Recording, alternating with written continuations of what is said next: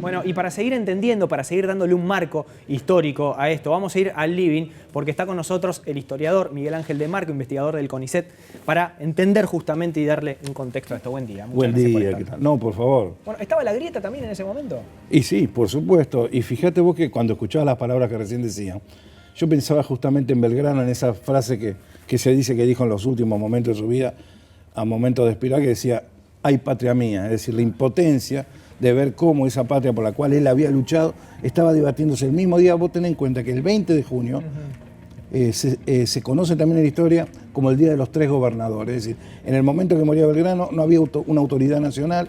En la provincia de Buenos Aires había personas que aspiraban a ser gobernadores, 2 se proclamaron gobernadores, el Cabildo se proclamó gobernador. Es decir, era un momento de vacío de poder, de guerra civil, y en ese contexto es que el creador de nuestra bandera fallece. Es decir, vos te imaginás una persona que dio su vida por la revolución y que en el momento mismo de morir se da cuenta que ese proyecto de nación que él pensaba, de nación desarrollada, de convivencia, fracasaba rotundamente ante la imposibilidad de los argentinos ponerse de acuerdo. Así que todo esto que estoy escuchando de alguna manera me hace pensar de que como argentinos tenemos que reflexionar realmente qué hemos hecho en estos 200 años, como para estar en un ciclo vicioso que parece que se repite. Esa imposibilidad de consensuar en proyectos comunes. Qué loco, ¿no? Es loco, realmente. Tiene su explicación histórica. Sí. Las asimetrías de desarrollo de este país son muy fuertes, los intereses que afectan un crecimiento autónomo, soberano, a largo plazo, siguen ejerciendo su presión sobre la Argentina, pero eso no quita, porque Belgrano también lo tuvo que padecer en su momento, claro, todas esas presiones. Pero sin embargo, él se cargó la revolución al hombro y salió a luchar por la revolución. Yo pienso que de alguna manera la reacción se tiene que iniciar y los rosarinos tenemos que recuperar esta fecha. Eso también es una cuestión. Para mí se da un arma de doble filo en el momento en el que se decreta el feriado nacional. Toma un tinte muy político este acto, ¿no? En su momento, cuando no era feriado nacional, era una fiesta de Rosario. Después, cuando surge el feriado nacional, que estuvo muy bueno porque se puso en agenda, claro, para un lado o para el otro siempre se utilizó como una herramienta política, ¿no? Claro, pero la idea no fue mala.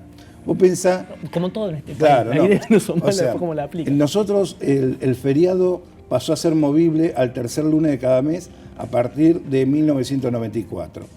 En ese entonces la dirigencia local, autoridades políticas, entidades civiles, bregan por volver a tener el feriado inamovible el propio 20 de junio.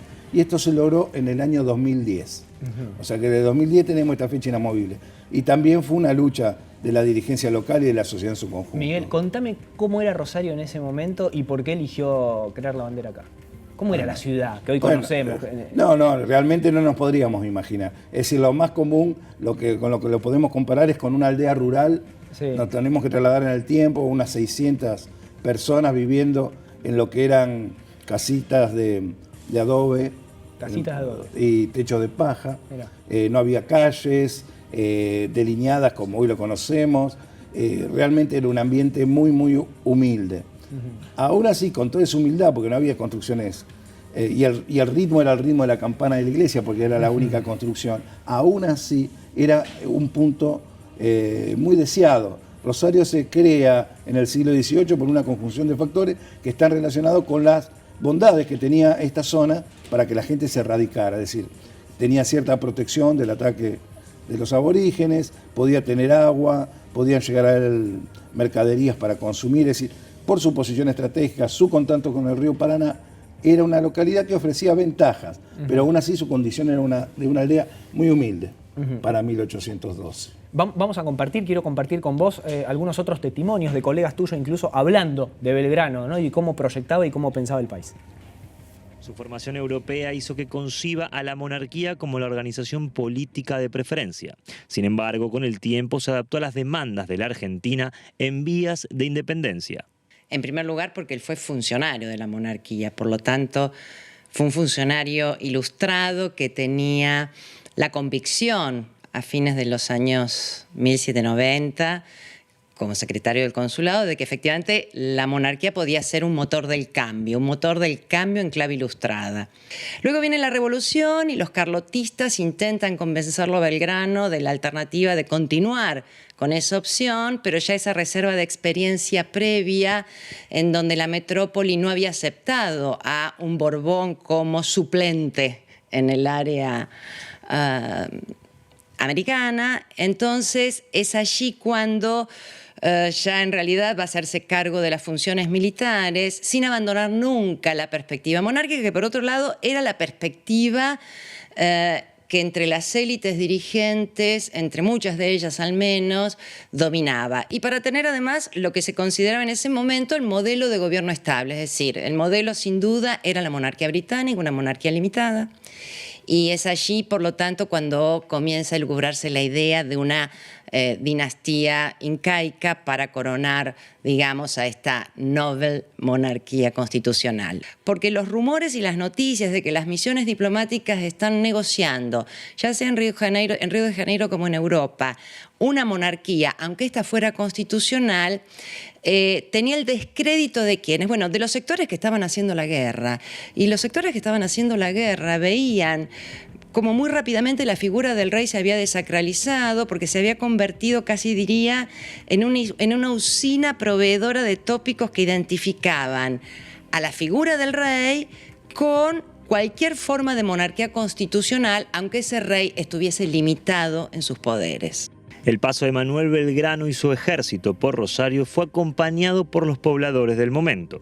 La resistencia a orillas del Paraná fue estratégica para defenderse de las invasiones. No, Belgrano y su ejército, digamos, pasaron por Rosario básicamente teniendo en cuenta que estamos en una coyuntura de guerra de independencia. Después de la revolución de 1810, la guerra se expande por todo el territorio del Virreinato del Río de la Plata y se empieza a fragmentar. Entonces, lo importante del establecimiento de estas baterías, Libertad e Independencia, en Rosario, una de este lado y el otro del lado de la isla, es que el objetivo que tienen es evitar el avance de las tropas realistas por estos territorios en el marco de las guerras de independencia. Fueron bien recibidos, no pensemos en una Rosario ciudad ni un lugar importante. Rosario simplemente era un lugar de paso, muy rural, con una capilla y unos muy pocos habitantes.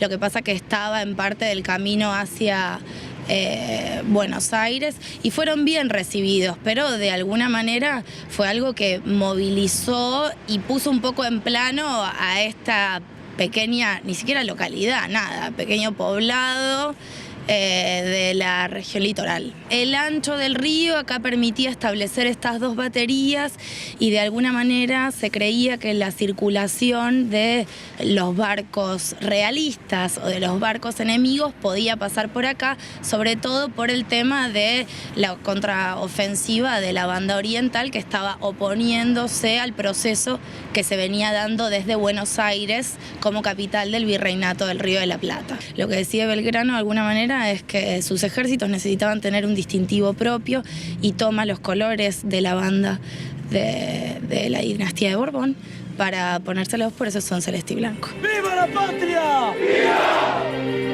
¡Viva la patria! ¡Viva! ¿Relación con la monarquía? No, bueno, está muy bien el informe, muy completo y me parece que realmente el tema de Belgrano es porque es un hombre que se adapta a su tiempo, a su momento y ve hacia dónde puede ir. Cuando pasa por Rosario, vos pensás que cuando vos me preguntabas por qué viene a Rosario, hay que pensar, hay otros factores que justamente no se conocen de esta gesta, que son las cuestiones más políticas internas. Es decir, Belgrano comandaba la unidad de patricios y Patricio había sido en diciembre del año anterior castigado por adherir a Cornelio Saavedra, que era el jefe del regimiento y que era contrario al triunvirato. Entonces, de alguna manera, Belgrano viene con los patricios castigados a Rosario. Es decir, no lo querían tener a los patricios en Buenos Aires porque era un factor de inestabilidad política tener tanta tropa cercana del gobierno. Entonces, él viene aquí y en el trayecto trata de, con estos hombres, tratar de que se vayan, por un lado, disciplinando, pero por otro lado que se sumen a una causa popular como era la revolución, en contacto con la propia gente de Rosario. En el informe también se dice muy bien, hay mitos y verdades en todo esto, ¿no? El tema de los colores, a qué responde, por qué justamente se produce en Rosario. Yo lo que te podría afirmar, porque me parece que esto es muy importante destacar, para complementar lo que se ha dicho en los informes y todo lo que estamos viviendo, que esto es una fiesta para los rosarinos. Es decir, por más que Belgrano ha tenido una trascendencia nacional indiscutible, para Rosario esto ha sido fundacional, porque Belgrano vino a ocupar el papel de aquellos, viste que por ahí Quiroga en La Rioja, Estanislao López en Santa Fe, es la figura patria más importante de Rosario. Entonces, para los rosarinos, también es importante destacar que fue, por un lado, Belgrano con la idea de estar aquí, después de establecer un símbolo. Pero para los rosarinos también una fecha fundante, porque ¿quién hizo las baterías? ¿Cómo se sostuvieron las baterías? Por los propios rosarinos, es decir, fueron los comerciantes rosarinos que a partir de 1811 ya querían tener defensa porque se veía que esta era una zona de guerra y que en cualquier momento iban a desembarcar, incendiar la ciudad, es decir, también había una finalidad de supervivencia. Entonces, se construyen las baterías con recursos humanos, con recursos económicos, y a partir de entonces, esta fecha, este hito, pasa a ocupar un lugar central en la identidad de los rosarinos, al punto tal que nuestro primer escudo municipal, que es de 1864, el principal motivo del escudo es Belgrano creando la bandera al lado del río. Por eso digo, nosotros tenemos para festejar un 20 de junio varias dimensiones. La dimensión del Belgrano prócer nacional, la creación de la bandera Rosario, pero fundamentalmente una de las cosas por ahí menos trabajadas en Rosario, porque tenemos un centralismo mental que hace que nosotros esto no lo veamos de esta manera en los planes de estudio. Esta fecha es esencial a la conformación de una identidad urbana que, entre otros aspectos, se ve. Somos una de las pocas ciudades del mundo que tenemos un monumento como este en homenaje a la bandera. Tenemos una gran avenida que lleva el nombre de Belgrano. Tenemos un super boulevard que es 27 de febrero. Todas connotaciones y nomenclatura belgraniana. Entonces, de alguna manera yo pienso que recuperar la importancia del 20 de junio es recuperar gran parte de la identidad rosarina. Por eso, y como siempre los rosarinos fuimos los principales baluartes de la celebración del Día de la Bandera, es importante más que nunca, y en situaciones como las que estamos atravesando, que cada uno asuma un protagonismo en defensa de la propia identidad local. Muchas gracias, Miguel. No, por favor.